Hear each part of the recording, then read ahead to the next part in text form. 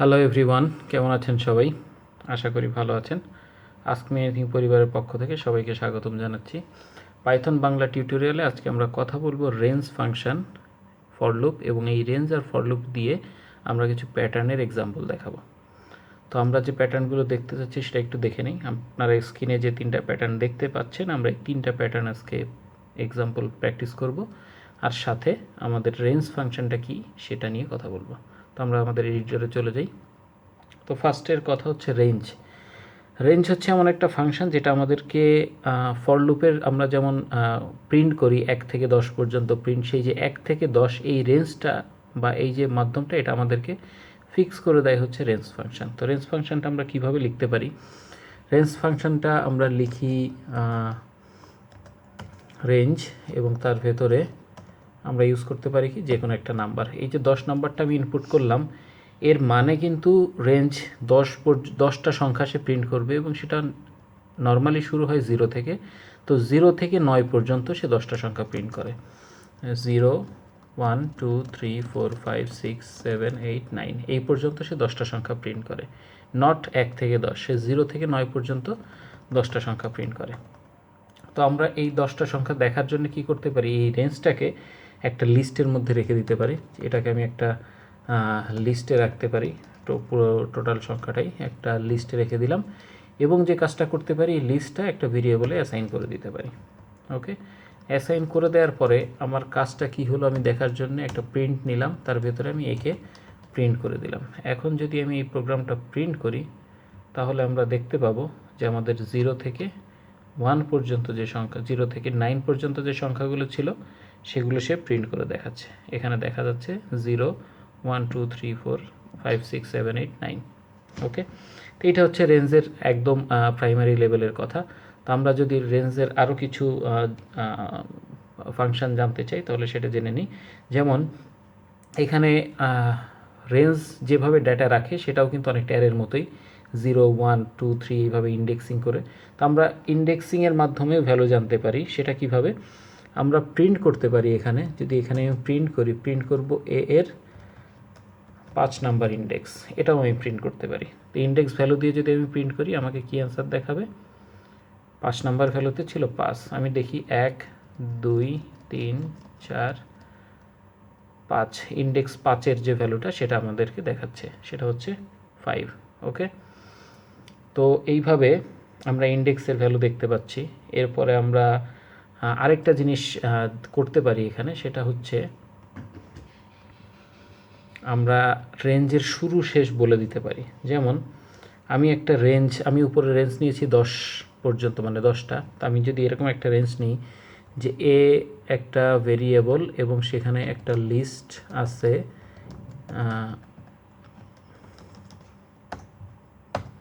একটা লিস্ট আছে, যে লিস্টের মধ্যে আমি রেঞ্জ নামে একটা নিলাম রেঞ্জকে, রেঞ্জ ফাংশন, এবং সেখানে আমি বলবো যে আমার রেঞ্জ শুরু হবে 5 থেকে এবং শেষ হবে হচ্ছে 20-তে গিয়ে। ওকে, এটা হচ্ছে আমার লাইন। এবং এরপর আমি যে কাজটা করতে পারি সেটা হচ্ছে যে আমি প্রিন্ট করব একে। এটাকে যদি আমি প্রিন্ট করে দিই, তাহলে দেখি আমাদের অ্যান্সারটা কি আসে। আমরা দেখতে পাচ্ছি 5 থেকে 19 পর্যন্ত যে সংখ্যাগুলো সেগুলো প্রিন্ট করা আছে, 5 থেকে 19। দ্যাট মিন্স শুরুটা সে 5 থেকেই করেছে, কিন্তু শেষটা কিন্তু 20 করেনি, সে 20 থেকে 1 কম পর্যন্ত করেছে। এটা আমাদেরকে একটু খেয়াল রাখতে হবে। রেঞ্জের যে লিমিটেশন সেটা থেকে একটা কম সে প্রিন্ট করবে আর কি। আচ্ছা, এখন আমরা আরও একটা কাজ করতে পারি রেঞ্জ দিয়ে, সেটা আমি আপনাদেরকে দেখাই। সেটা হচ্ছে যে আমি সাপোজ এইখানে 2 থেকে প্রিন্ট করা শুরু করব, প্রিন্ট করব হচ্ছে 50 পর্যন্ত। যদি আমি 50কেও প্রিন্ট করতে চাই, আমি বলতে পারি আমি 51 পর্যন্ত প্রিন্ট করব, এবং সেটা বাড়বে, মানে ইনক্রিজ হবে। দ্যাট মিন্স আমরা ফর লুপের মতোই অনেকটা বলছি, ইনক্রিজ হবে এখানে 2 2 করে। যদি এই লিস্টটা আমি এখন প্রিন্ট করি, এটাকে যদি আমি প্রিন্ট করি, তাহলে কি হবে, সে 2 থেকে শুরু করবে এবং 2 2 করে বাড়বে, 2, 4, 6, 8, 10 এইভাবে সে 50 পর্যন্ত প্রিন্ট করে দেখাবে।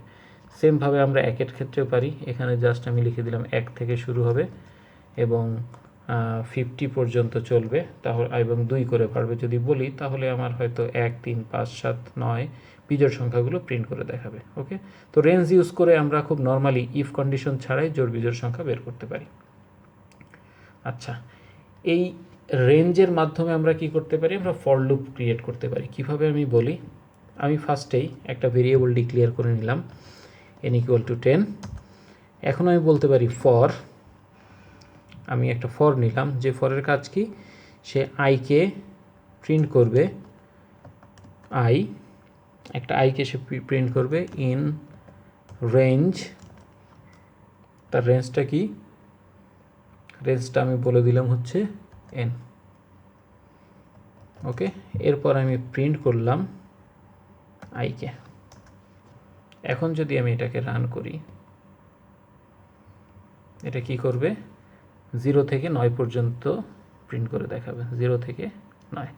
ওকে, তো আমরা এইভাবে ফর লুপ ইউজ করতে পারি। এখন আমি যেটা দেখাতে যাচ্ছি, আমরা ফর লুপ ইউজ করে স্টার প্রিন্ট করব। তো ফার্স্ট স্টার আমাদের কি ছিল, আমরা একটু দেখে আসি। আমাদের ফার্স্ট স্টার ছিল একটা স্টার, তারপরে 2টা, তারপরে 3টা, তারপরে 4টা, তারপরে 5টা। ওকে, তাহলে আমরা এই কাজটাই করব, 1 2 3 4 5 এইভাবে। তো যেহেতু 5 পর্যন্ত আছে, আমি এখানে বলে দিতে পারি যে আমাদের ফর লুপ রান করবে হচ্ছে 5 পর্যন্ত, যেখানে আই এন সব ঠিক আছে। আমরা শুধু একটা লাইনে চেঞ্জ করব, এবং সেই লাইনটা হচ্ছে এই প্রিন্ট লাইনটা। প্রিন্ট লাইনটার ক্ষেত্রে আমি কি করব, প্রিন্ট লাইনটার ক্ষেত্রে আমি আইয়ের সাথে গুণ করব, আইয়ের সাথে গুণ করব আমাদের যে স্টারটা আছে সেই স্টারের।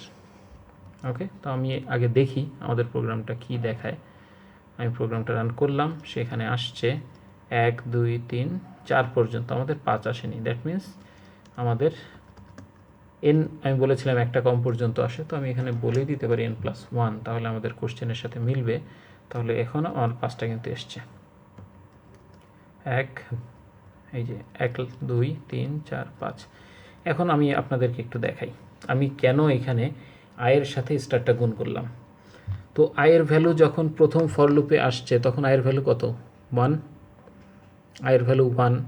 তো 1 যখন হয়, তখন সে একটা স্টার গুণ করবে, 1 ইন্টু একটা স্টার, দ্যাট মিনস সে একটা স্টার গুণ করেছে। আয়ের ভ্যালু যখন 2, তখন সে 2 ইন্টু একটা স্টার গুণ করেছে। এবং আমাদের উপরে কিন্তু আরেকটা ঘর আছে ফাঁকা, তার কারণ হচ্ছে আমরা রেঞ্জ নিয়ে যখন কাজ করি তখন সে 0 থেকে শুরু করে, এই জন্যে 0 লাইনটা এখানে ফাঁকা আছে। ওকে, আমরা ইচ্ছা করলে এখানে বলে দিতে পারতাম 1 থেকে শুরু করবে, তাহলে আমাদের এই কাজটা, এই ঝামেলাটা হতো না। যেমন আমি সেটাও রান করে দেখাই আপনাদের, যে আমাদের রেঞ্জটা শুরু হবে হচ্ছে 1 থেকে, এবং কমা দিয়ে আমি বলে দিলাম সেটা n+1 পর্যন্ত যাবে। এখন যদি আমি রান করি, তাহলে কিন্তু আমাদের আর ওই ব্ল্যাঙ্ক স্পেসটা এখানে নেই, উপরে যে 0 ফাঁকা স্পেসটা ছিল সেখানে সেটা নেই। তো প্রথমবার যখন আয়ের মান 1, তার জন্য একটা প্রিন্ট করবে। আয়ের মান যখন 2, তখন 2 ইন্টু স্টার, মানে 2টা স্টার, তখন 2টা প্রিন্ট করবে। এভাবে 3টা 4টা 5টা এইভাবে প্রিন্ট করবে। এই হলো আমাদের ফার্স্ট প্রোগ্রামটা, যেটা গেল সেটা। এখন সেমভাবে আমাদের সেকেন্ড প্রোগ্রামটা ছিল 1 3 5। দ্যাট মিন্স যখন আমার 1-এর ঘরে, তখন আমাকে একটাই, এরপরে যখন 2-এর ঘরে মানে 2, তখন আমাকে প্রিন্ট করতে হবে 3টা স্টার, 2-এর ঘরে 3টা। তার মানে হচ্ছে আমরা বলতে পারি ব্যাপারটা কিন্তু অনেকটা এরকম, যে 2 ইন্টু আই যখন এটা ছিল, মানে আয়ের সাথে যখন আমি 2 গুণ করলাম, সেটা -1 ইন্টু স্টার। দ্যাট মিন্স আয়ের মান যখন 2 হবে, তখন এখানে টোটাল নাম্বার কত, 4, 4 - 1 মানে 3, 3টা স্টার প্রিন্ট করবে। আয়ের মান যখন 2, মানে সেকেন্ড লাইনে সে 3টা স্টার প্রিন্ট করবে। এখন যদি আমি এই প্রোগ্রামটা রান করি, তাহলে আমরা দেখব, আচ্ছা নিচে চলে যাই, 1 3 5 7 9 প্রিন্ট করেছে। ওকে, তো এই হচ্ছে আমাদের 2টা স্টার। এবং আমাদের লাস্ট স্টারটা দেখি, এটা আমি একটু বড় করে করে দেখাবো। এটা হচ্ছে প্রথমে আমাদের স্পেস প্রিন্ট করা আছে, এবং এরপরে স্টার প্রিন্ট করতে হবে উল্টো দিক থেকে। প্রথমটার ঠিক রিভার্স ভার্সন। তো এটা আমরা কিভাবে করব, এটা আমরা একটু বড় করে করতে যাচ্ছি 2-3টা ফর লুপ দিয়ে। আশা করি আপনাদের সবার ভালো লাগবে। তো আমরা শুরু করছি।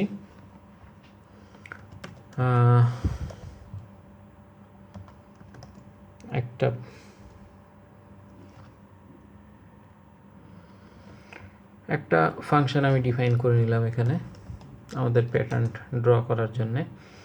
আচ্ছা, এরপরে আমি কি কাজ করব, আমি স্পেস প্রিন্ট করার জন্যে প্রথমে একটা ভেরিয়েবল নিলাম k equal to 2 into n, আরেকটা ভেরিয়েবল -2। এটা হচ্ছে আমাকে স্পেস প্রিন্ট করতে হেল্প করবে। এরপর আমি ফর শুরু করি, ফর i ইন রেঞ্জ, কত থেকে শুরু হবে, সে 0 থেকেই শুরু করবে এবং সে যাবে n পর্যন্ত। এটা হচ্ছে আমার সেকেন্ড কাজ।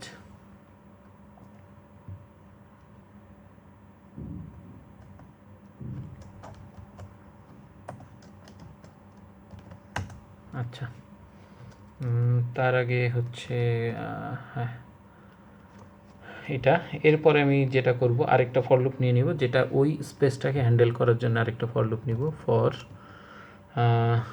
এটা ভেরিয়েবল নেই যে ইন রেঞ্জ, সে কি করবে, তার রেঞ্জটা হচ্ছে 0 থেকে শুরু হবে এবং সে k পর্যন্ত চলবে। ওকে, সে k পর্যন্ত চলবে এটা।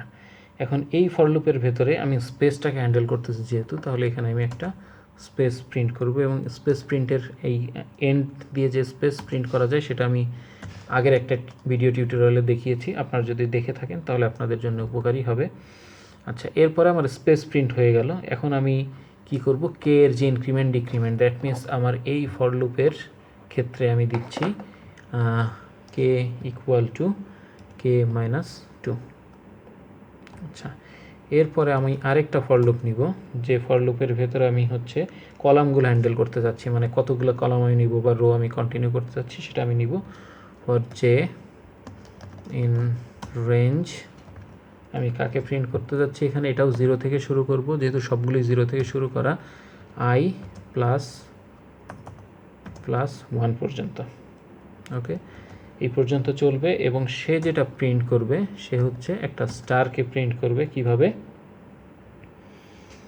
সে প্রিন্ট করবে, একটা স্টারকে,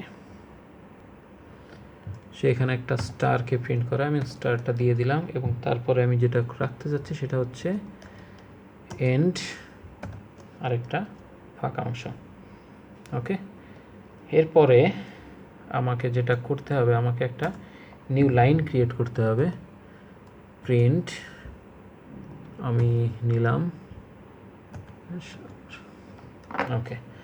এখন আমি প্রোগ্রামটা রান করি, দেখি আমাদের অ্যান্সার কি আসে।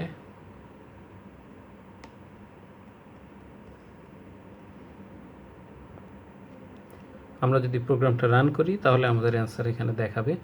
দেখেন আমাদের, আমি একটু বড় করে দিই উইন্ডোটা, তাহলে আমরা দেখতে পারবো যে আমাদের ভ্যালু মিলছে কিনা। ওকে, এটা ছিল আমাদের যে লাস্ট যে প্যাটার্নটা, সেটা। এই ছিল আজকের কথাবার্তা। আমরা আজকে যেটা শিখলাম সেটা হচ্ছে রেঞ্জ ফাংশন, ফর লুপ এবং রেঞ্জ ফাংশন আর ফর লুপ ইউজ করে কীভাবে আমরা প্যাটার্ন ড্র করতে পারি পাইথনে, সেটা। তো আশা করি সবার ভালো লেগেছে, সবাই আমাদের সাথেই ছিলেন। নেক্সট ভিডিও দেখার আমন্ত্রণ রইল। সবাই ভালো থাকবেন, সুস্থ থাকবেন, ধন্যবাদ।